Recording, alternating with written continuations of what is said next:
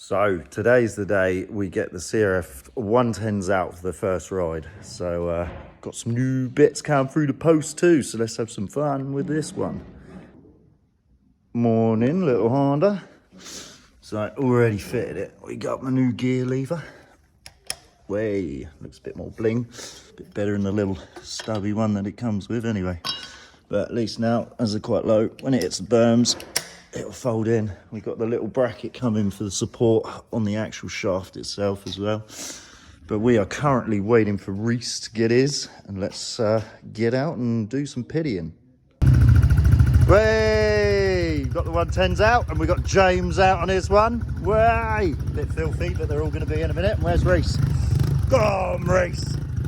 Way! On your phone. Lost your phone. And it's my birthday today, so Reese's mum made me a birthday cake. Whey! Let's go play on some pitties.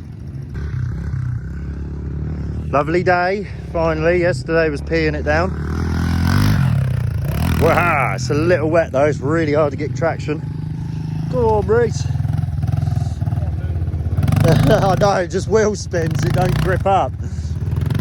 Oh, here's James going for it. Go on, James. There you go. Jump.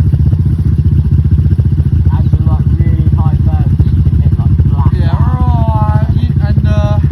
Yeah, you need to like dig out these inner ones a little bit so it doesn't catch the shifters so I much. reckon, James, as well, instead of that big corner, make that one smaller that goes where the bricks are, then go down and make it come back and back out. Because it's a bit wasted, that bit, isn't it? Tight turns and, Well, and like do it so like you can ride it, it'll work either way, you know, forward and backwards. This like little bit here used to be loads of fun. So, coming in, like, hold it wide open.